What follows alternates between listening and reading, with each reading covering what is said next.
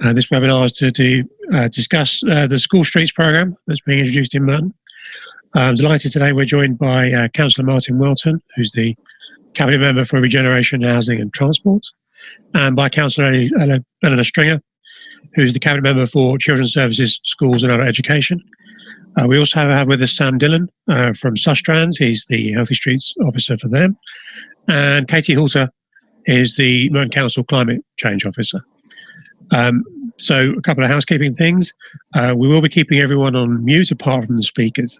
If you want to ask any questions or make any comments, if you can use the chat function, and then I'll be picking up on that. And then when we get to the end of the presentations, I'll put those questions to the speakers on your behalf, and you should be able to get those answers to you. Emma, who's from Sustrans as well, is helping us out today with some of the technical side. She's going to post up in the chat function a couple of links, one of which is to a video about one of the school streets that was introduced earlier last year, in fact, and what the impacts that's had. So make sure you grab that link and you can have a look at that video later. There's also going to be a poll. The poll will be just a simple question about whether you are supportive of the School Streets programme. We'll mention that a few times in the session, so we encourage you just to have your say on that. But of course, each of the school streets has got its own formal consultation process as well, and we'll talk about that as we go through. So to start with, can I ask Eleanor to introduce the School Streets programme and say a few words about the project? Thank you. Thank you very much, Chris. Hello, so I'm Councillor Eleanor Stringer. I'm responsible for education and children's services across Merton, and it's been quite a big year to be responsible for education. I'm delighted that schools are now fully open after all the disruptions caused by the pandemic, other than with some small bubbles having to close. I'm delighted, not least because I'm a mum of a chatty 7-year-old myself, so I know how important it is that kids are back at school. Beyond that selfish reason, it's that schools play such an important role in our pupils' education and their wider well-being. And so I'd like to take this moment to just thank all of our schools and families for how well they have adjusted to the new arrangements. We now all need to be doing everything we can to ensure that children can get to school safely and remain healthy. And we're hoping that introducing initiatives such as School Streets, and thereby reducing traffic and idling outside schools, that we are able to improve air quality, improve children's activity, and improve road safety. But we also hope to tackle climate change. So there's a real risk of increased traffic in the post-COVID recovery, or the ongoing COVID recovery, I suppose we should call it, which we're already seeing. And this School Streets initiative is part of a major programme of work, which includes the expansion of cycle lanes and of low traffic neighbourhoods. By encouraging people to walk or cycle instead of drive wherever possible, we can free up spaces on public transport for those who really need it and reduce dangerous emissions caused by vehicles. So these issues were already high up Merton's agenda. We had begun work on anti-idling, we'd initiated 3 school streets so far, and had been hoping to expand the programme anyway. This major expansion to 25 school streets involving 26 schools is part of our emergency response to COVID, which is why it's being done quickly and with the consultation happening during the implementation. But it's also part of Merton's ambition to make our environment for children safer and healthier. I hope that you'll see from myself and Councillor Welton being here how committed we are to this. But this isn't just about benefiting children. We think the lower congestion levels and quieter streets will benefit the whole community. We recognise that you all have questions about it, which is why we're hosting webinars such as this. And so I hope that my fellow colleagues can answer lots of your questions. But I do hope that you will overall support the School Streets programme. Thank you very much for coming. Thank you, Councillor. So next, we're going to hear from Katie, who's going to talk through some of the detail about the scheme in Merton and how it's working. Katie. Hi, can you hear me okay? Yep. Yeah, thanks. So I'm Katie Halter. I'm the Climate Change Officer for Merton Council. I hope you don't mind, but I'm going to switch my video off while I'm speaking so that you can concentrate on the slides. If you go to the contents page, please. Thank you. So the purpose of my talk is to introduce Merton's School Streets programmes. I'm here to explain why Merton's supporting school streets. I'm going to talk about what you can expect when a school street is implemented. I'm going to go through some detail about the exemptions, And I'm also going to explain how you can provide feedback. Just a quick health warning before I start. I'm not a transport expert, so I may not be able to answer your questions about individual schemes, but I can provide a good overview. And we have a panel of people to help answer questions at the end. So feel free to post questions in the chat and we'll pick them up at the end of the presentations. And don't forget, you can click on the poll and answer the questions about whether you support school streets or not. If you want to wait to hear the information that we're going to say first, there'll be time to do that throughout the webinar. Next slide, please.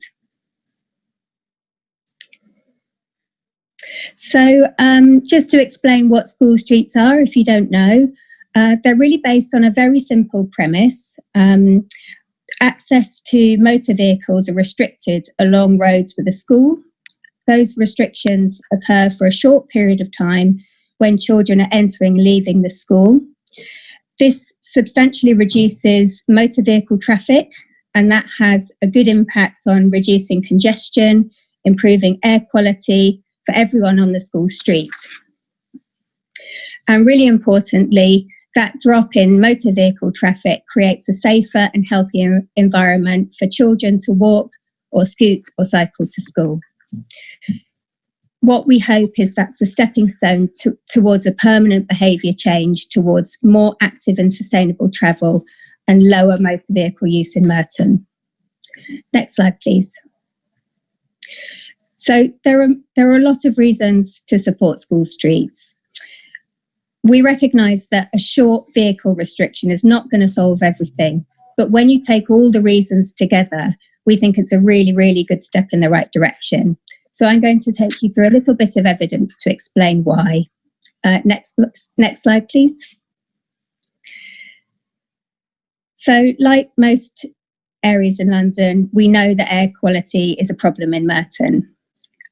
This data from the Air Quality Monitoring Report shows that there are many pollution hotspots, which is largely due to congested traffic from petrol and diesel vehicles. We know that the only solution is to remove those sources of pollution, and we know that motor vehicles are one of the largest sources of air pollution in the borough. We have been asked whether air quality around schools is worse than anywhere else in the borough. I guess what I wanted to say about that was that when parents drop children to school by car, what you see is an increase in air pollution around schools at the point that children are walking to and into school and out of school. And so it's not necessarily that it's worse than any other place, but you do get this increase in air pollution at the point where children are entering and leaving school. And the important thing about this is that children's lungs are more susceptible to air pollution, so the health problems that they might suffer as a result is worse. Next slide, please. And the next one, please, as well. Thank you. So there's really never been a time when the health of our children have been more impacted by a lack of exercise. The statistics show that in Merton, just under half of all children don't get enough exercise. This data that we've got on the slide shows 4-year-olds and 10-year-olds in Merton showing a really unacceptably high level of obesity.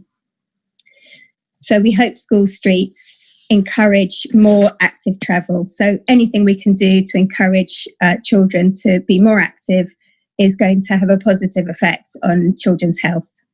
Next slide, please. So our climate change inventory shows that petrol and diesel vehicles are responsible for around 1/5 of all of the carbon emissions in Merton. We have a climate strategy and action plan that will go to council in November. This is in response to the council declaring a climate emergency to become a net zero borough by 2025. If we are going to be a net zero borough, by that point, we'll need basically no petrol and diesel vehicles on the road. Next slide, please. So there are many other reasons. Did someone want to say something?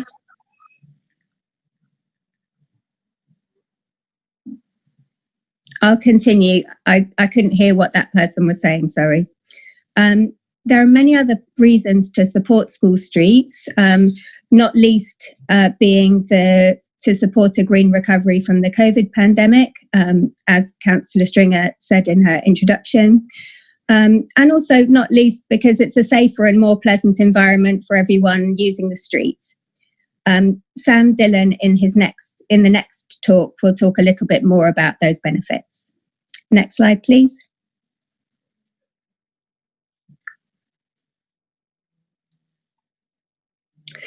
So we're now going to talk about the plan. Next slide, please. So we wanted you to know that school streets form part of a wider plan to help the borough make a shift towards more active and sustainable means of travel. We have high ambitions about how to do that, but those ambitions are really limited by staff resources and funding. But what's happened is that the COVID transport strategy has helped us to get funding for the rapid implementation of school streets. So we've really been able to accelerate this programme of work well beyond what we were anticipating. Then once those school streets are in, the aim is to make them permanent where possible. Next slide, please.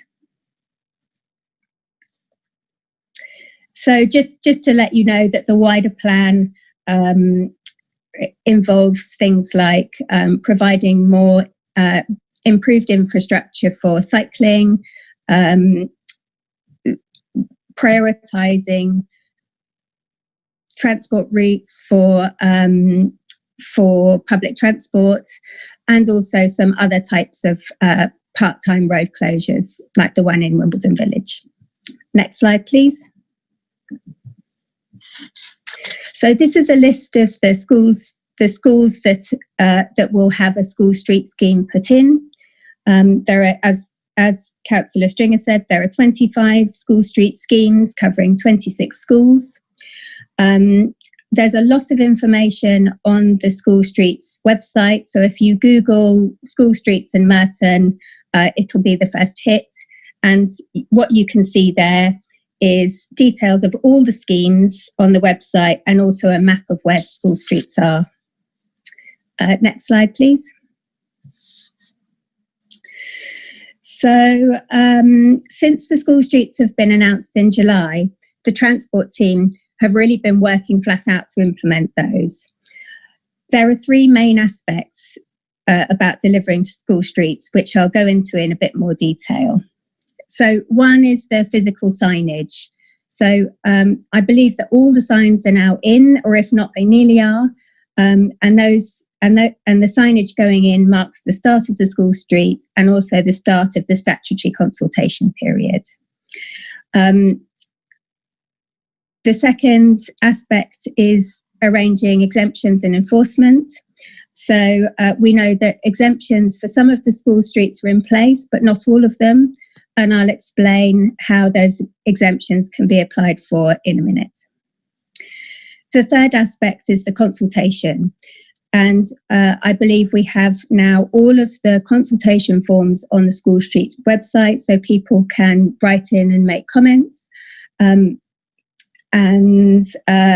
have a second form of consultation, which we're preparing at the moment, which I'll give you a few more details in a moment. So this is all taking place in the September and October period.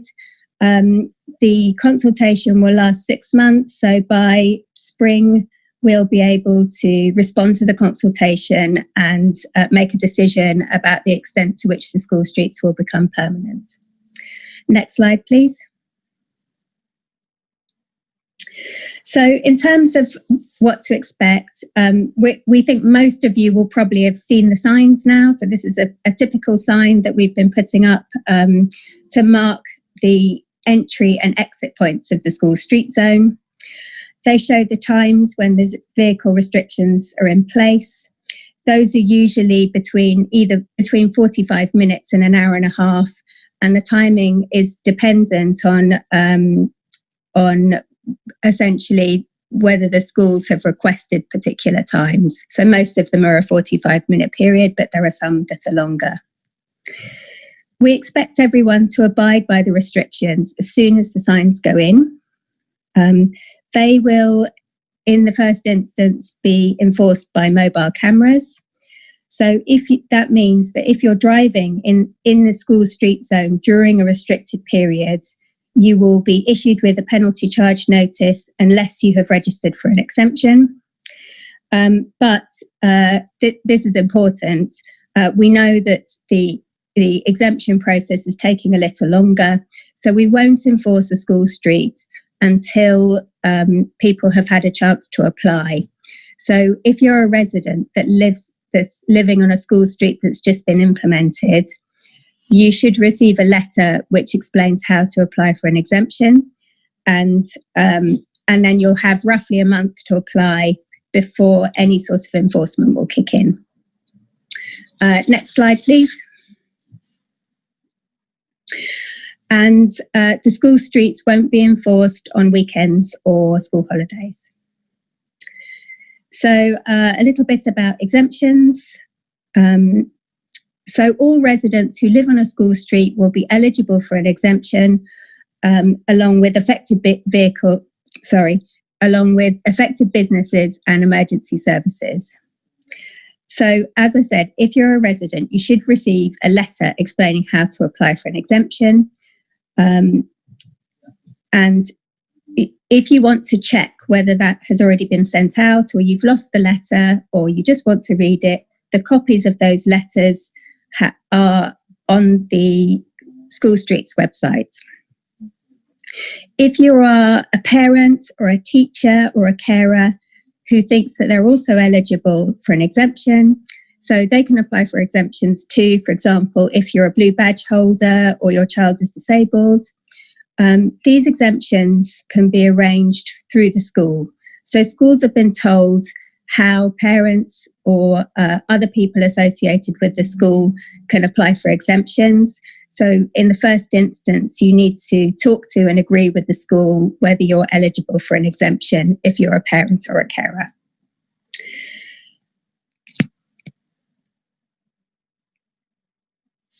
So we're expecting that most other vehicle use, including things like deliveries, to be arranged outside the school street hours where possible.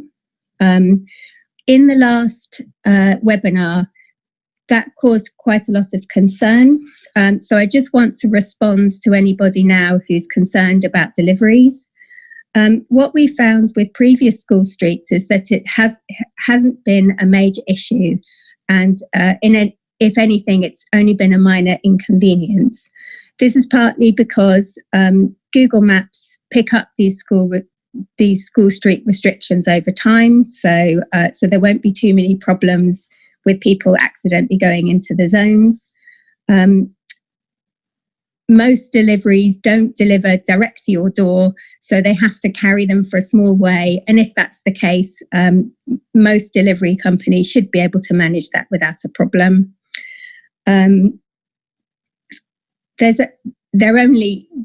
The school street zones are only for between an hour and a half and 3 hours over a 24-hour period.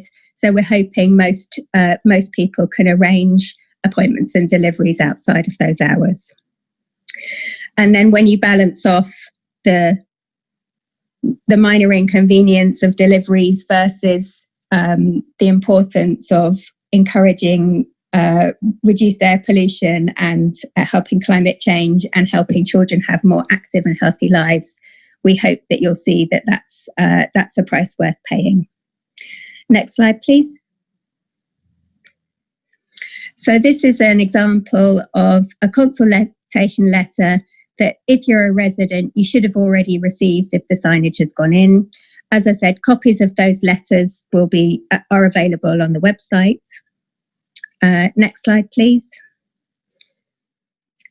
And this is an example of the exemption letter. So if you're a resident, you'll receive two letters, one explaining the school street and the second explaining how to apply for an exemption. These may take a bit longer, so I really appreciate it if you're patient and wait for that letter. If you think you've missed it, you can pick it up on the School Streets website. Emma, if you can, sorry, next slide, please, Emma. If you can put this onto the chat, that'd be really helpful, Emma. So this is the link which for which you can apply for an exemption. So if you haven't received, if you're a resident on a school street that hasn't received that letter, or you're not a resident, or you think you're eligible, you can use the link that's on the web that I've put up at the moment to apply for an exemption. If you think you have a really good case, exemptions can be considered on a case-by-case basis, but I just wanted to let you know that there's not a guarantee that you'll get an exemption if you apply for one. Next slide, please.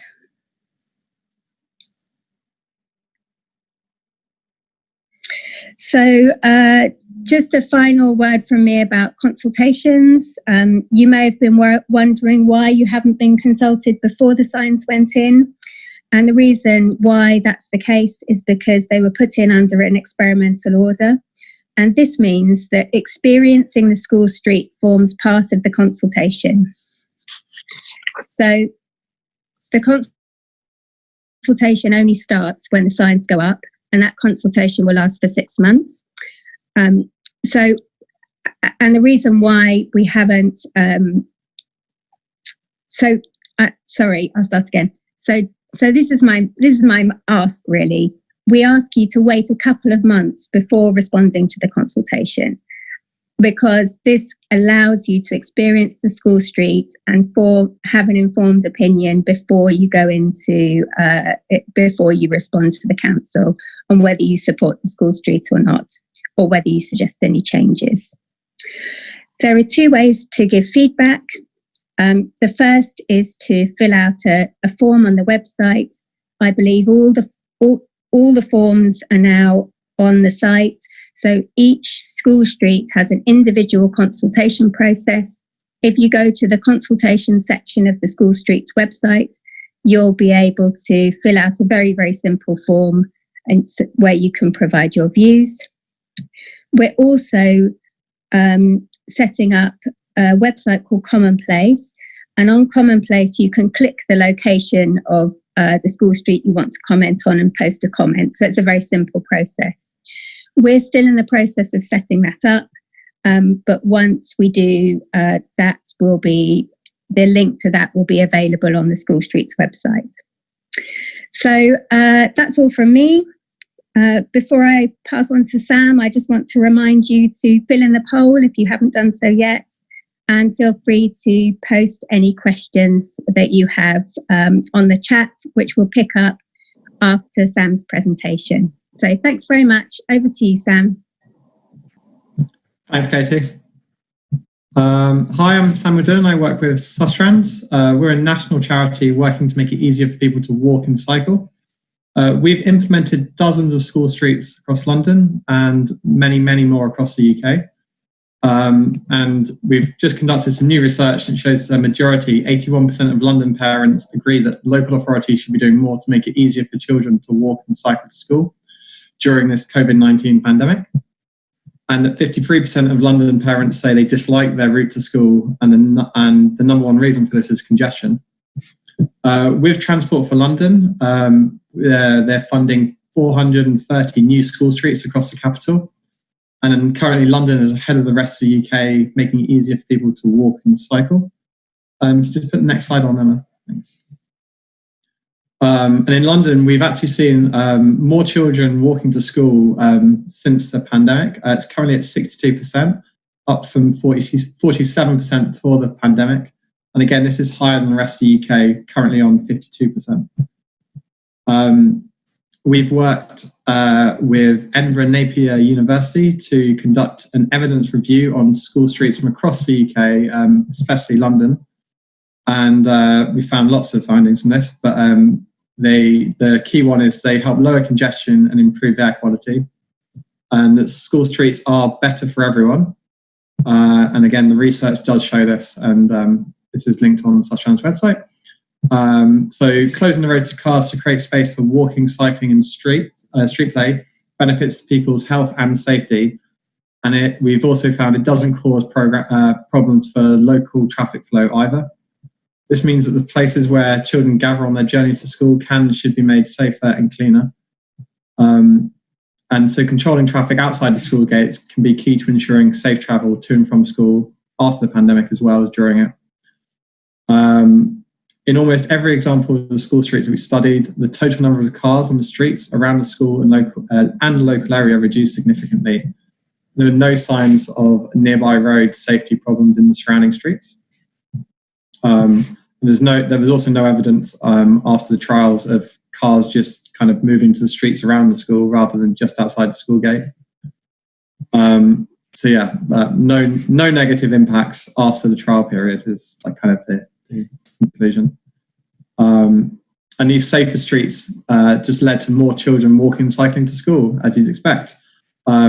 It helped boost the number of children doing this every single day. And as the streets became safer, we saw more children walking and cycling to school, which led to even more traffic. And this reduction in traffic actually leaves the streets less congested for people who actually need to use their street, people who need to use their cars to get to school and work. Because I think the school run contributes 25% of the cars at P traffic. And the health benefits are also clear. There's a huge boost in children's daily and weekly physical activity when they have an active school run. And this is enhanced by school streets. And we find that most parents and residents support the school street after the trial period. And this just grows as the school street beds in. Can you put the next slide on, Emma? This is a picture of School Street in Merton. There's currently free running. There were currently free running before the pandemic, and there are many more now. And the existing school streets have all been welcomed by the schools, parents, and residents. And I don't think we received any emails recently about them once they've bedded in. And yeah, so this is a Singlegate Primary School, which has recently gone in. And these scenes like this have been recreated across Merton, across London, across the UK, and soon I'm sure we'll see them in most schools in London. And a survey undertaken by TfL shows that most Londoners want to avoid a car-based recovery from the coronavirus. And we hope residents will work together with the schools to make the most of these nearly traffic-free environments. Can you put the next slide on,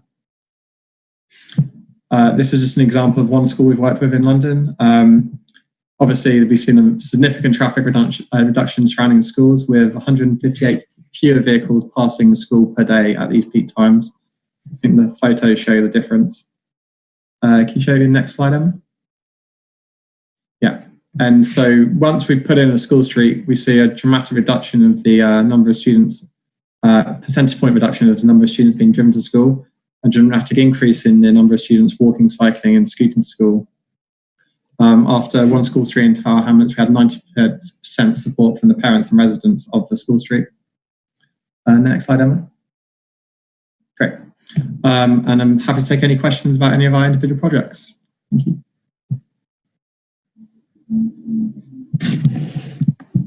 Thank you, Sam. So the chat function's been very busy. So I'll try and run through as many of these questions as I can.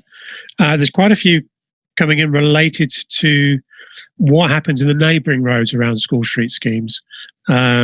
What happens to those roads who may need to access the school street to get out of their street? So if they're perhaps in a dead end or a cul-de-sac, how they would get through? Would they be able to apply for exemptions as well? And then also a broader issue about parents taking their kids to school, and rather than going into the school street because they can no longer do so, simply parking nearby, clogging up other streets, and therefore it not having the impact we want. So perhaps, Martin, in case you want to pick up those ones. I'll pick up that one. And obviously in terms of streets, people still have access to streets. Clearly, we would have to monitor the experimental period very closely in terms of how it works and whether there is displacement cars onto other streets. But the overall aim is to encourage people to take more sustainable forms of transport, like cycling and walking. We've obviously done our engineering assessments, obviously, in terms of roads and accessibilities, which has obviously formed the basis of where we have implemented school streets in Merton. Okay. Some practical questions around. Everyone is just in their home, working from home. You got their bedroom. This is a new giving advice. I know that then I do decide what is necessary. Hi, sorry, can we just. We'll try and get through the questions as best we can. Katie, can you just walk through the exemption process again, because there's been quite a bit of confusion on that. What will be the sort of rough timetable for each scheme on when they'll get the letter, when they'll be able to apply for exemptions, and when the enforcement will start? So you're to expect 2 letters. One letter sets out what the school street is, and then the second letter, which will come after that, will explain how to apply for an exemption if you're a resident. So the exemptions are taking a bit of time to set up because each scheme is unique. So you don't need to apply for an exemption until you've received that letter. If you want to check whether that you should have got that letter already, all of the letters that have gone out to the individual school streets are on the website. So there's a section called Letters to Residents, and you can see the progress. So so if a school street has received 2 letters, then you will be able to apply for an exemption from that point. Is that clear? I hope so. I hope everyone understands that. But please check those letters on the website, and should be able to find out what's been sent out to whom and when. Yeah. And then if you're so that's if you're a resident. If you're a parent or a carer, you need to speak to the school in the first instance. Okay. Related to that, for parents and carers of children with special educational needs, because they'll be able to apply for exemption. If those parents have got regular carers who collect those children on their behalf, will they also be able to apply for exemptions for the range of people who'll be doing the pickups? Yes, they would be able to apply for exemptions. We'd obviously ask that it goes through the schools because we don't have that information. But yeah, if there is people with blue badge holders, special educational need, who require access, of course, they have got a compelling case for a car direct to the school gates. Okay, thank you. Are there any plans to extend some of these schemes to private schools or other schools in the borough? I think there's some private schools within it. Clearly, we'll obviously look at things on a case-by-case basis. These are the initial ones we've gone forward with.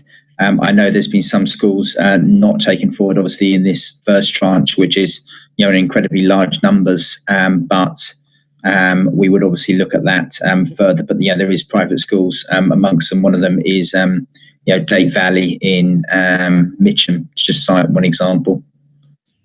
Okay. A few people are asking about monitoring, I think air quality in particular, but also traffic levels. Will that be done both on the school streets themselves and also in the surrounding areas? We obviously do regular air monitoring across Merton as a whole, and of course we'd obviously monitor car movements across the area during obviously the period that those school streets are in operation. I think it's obviously important to learn, these are experimental.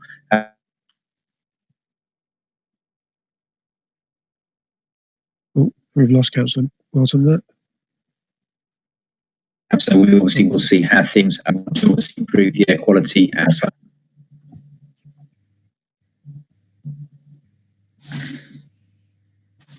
Okay. We had someone asking about electric vehicles, whether these should be exempt in any way. No, I'm afraid obviously electric vehicles are not exempt from the school streets. Obviously, we do want to encourage people to use electric vehicles. It's why we have lower parking charges for them. But electric vehicles aren't excluded from the school streets. Okay.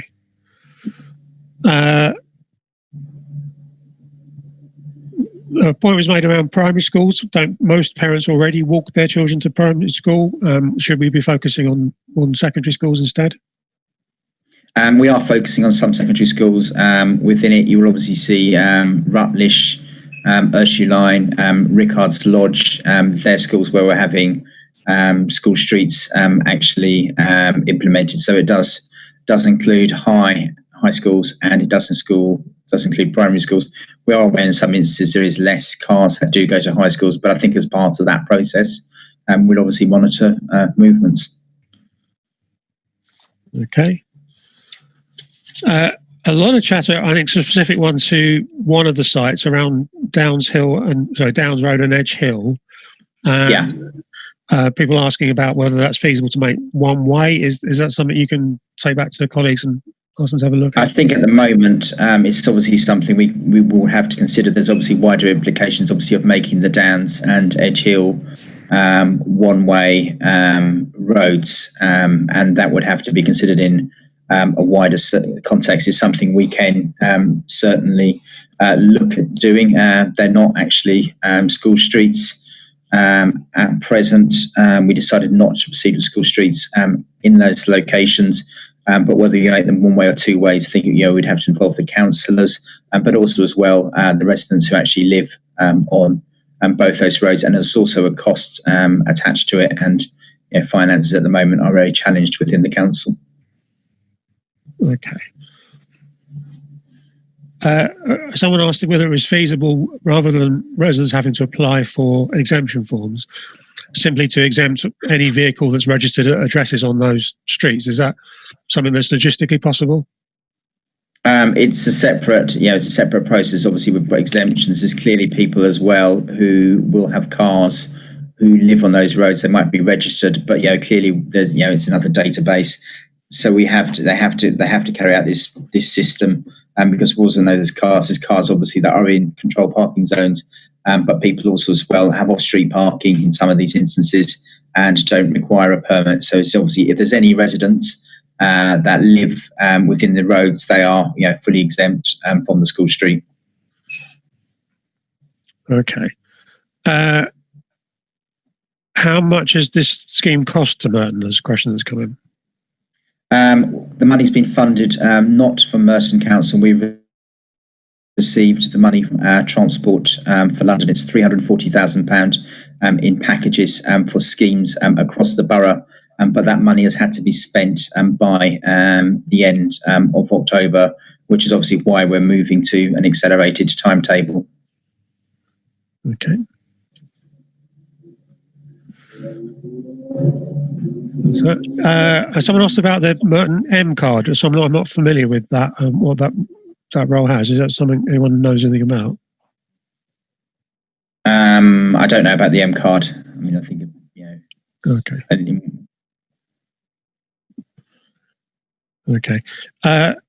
With COVID, not an unreasonable one. I think someone asked whether it actually would be possible to wait for the end of COVID and public transport to return to normal before these schemes are up and running. I think what we have seen is obviously a reduction in cars through COVID. We heard it's an increase. We obviously want to encourage people to take up active travel, throughout the COVID period. We did see a reduction, obviously, in terms of emissions, air quality, but we obviously know there's traffic levels in Merton are now back to normal. And in order to receive this money, we had to go ahead within this time period and implement them. Okay. Someone's asked if people have to pay for an exemption, but there's no fee. They don't have to pay for the exemption. The council does have no plans at all. The exemption is fully free, and I can assure you of that. Great. Okay. Someone asked about where residents get their say. Well, the web link that's gone up has got the links to all of the consultation forms for all of the schemes. It's all of the schemes, and obviously we'll carefully consider all the representations made over the next 6 months, and then obviously determine whether to make those schemes permanent or not. We'll listen obviously to all the views that are submitted throughout that period. So the consultation is ongoing. Okay. Apparently, with some of those schemes that have gone up already, they're being ignored because there's presumably not yet any enforcement. So will we still be monitoring in those areas? I think we are. We're monitoring things very closely. What we want to ensure, obviously, before we undertake enforcement, we obviously hope people change their behaviour in the first instance, but also as well to ensure that everybody is able to apply for exemptions before we issue any kind of penalty charge notice. And I think that is completely the right approach. Okay. For school staff and the parents who are eligible, how do they apply for exemptions? The school stuff has actually gone through the schools in terms of applying for exemptions. Obviously, school staff or businesses that are located on that road are exempt from the charges. Okay. So someone's clarified on the M card thing. That's helpful. Thank you. To Claire, who's done that. I mean, I think that's something I think that's a very helpful point. I think anyone with disabilities or special needs an M card, I will certainly take away because I certainly think they should be exempt. Okay. What would be our success criteria? There's a few people have asked about that. Well, how would we judge whether these schemes have been successful at the end of the 18-month experimental orders?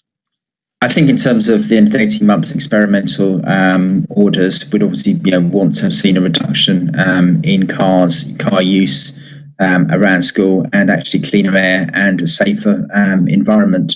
You obviously saw in the film earlier about single gate school. I was down there a few weeks ago, and it's been a transformation in terms of obviously people out and about, cycling, walking, and a much more friendly environment, and not a car-filled environment. It's just making our streets safer here in Merton.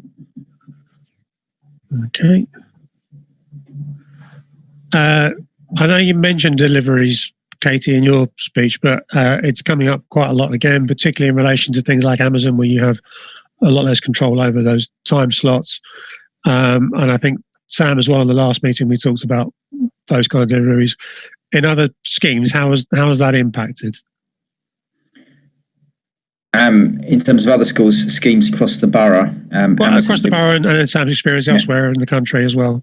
Yeah, I mean, I think they could probably give in terms of other places, but I know obviously in Merton people have arranged deliveries outside, and we obviously would ask that people arrange them outside those school hours, and people sometimes come to the edge of the zone as well. If there is an Amazon package they need to collect. I know obviously with a lot of firms, you can have fixed delivery times, and obviously there's a lot of opportunities to have that.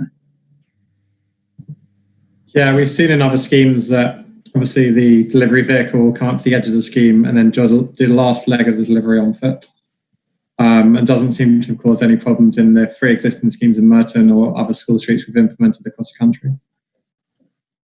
Okay, great. What's the situation with carers who need to access the school streets?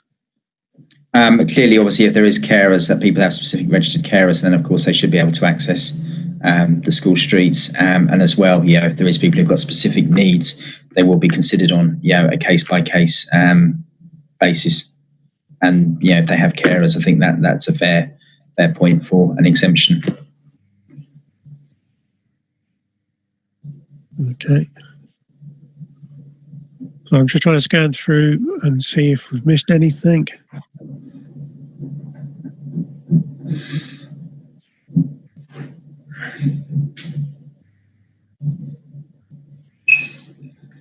Chris, I think somebody mentioned nannies are included as well. Yeah. There was also a question about how you find out whether you've got an exemption. I've just checked with the parking team, and you'll receive an email And as soon as you get that email, you'll be exempt from that point onwards. I also want to remind people to fill in the poll if they haven't done so already. Thank you very much. Okay. Can you post the link again for the poll? It's got lost in the chat, I think. Thank you, Emma. So it's in the chat again if everyone can have a go at that. Okay.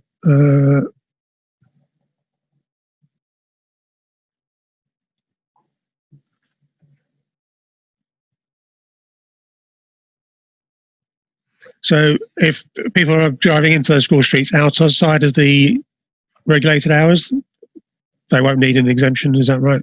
No, if it's outside of the regulator, or if they're going out of the zone, either they won't need an exemption. If they've got a car parked there and driving out and they haven't got an exemption, they are allowed. So yeah, outside of the hours, you're free to obviously drive on those roads. Okay. And then following up on this meeting, I know this is being recorded. Will this presentation be available for people to see with the questions and maybe a Q&A that's resulted from what people have asked today? We can put up the recording of the webinar on the website, on the School Streets website. Great, and the slides as well. Yeah. Great, thank you very much. Okay. Yeah, I think we're getting sort of similar questions come around again and again. So I think we probably can draw us to a conclusion. Unless any speakers want to add anything before we finish the meeting. I will say it's obviously welcome to obviously have this engagement with people on school streets. It's an incredibly ambitious programme, rolling out a number of school streets across the borough, because we do obviously want to improve the environment outside school. We want to see less emissions, better air quality, and promoting active travel.